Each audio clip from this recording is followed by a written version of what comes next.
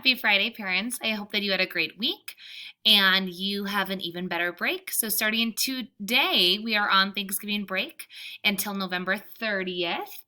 I hope that you guys have a great week next week. You can slow down a little bit and enjoy some time as a family.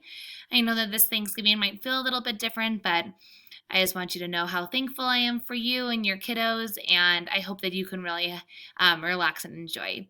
This week we had another great week in third grade.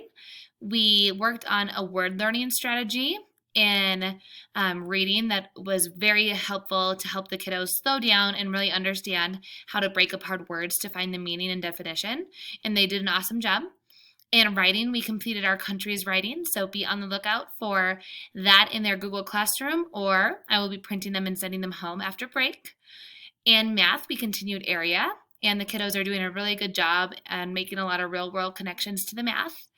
And in core, we finished our life cycles unit, so we will start the Viking exploration age after, and it's a fan favorite in third grade.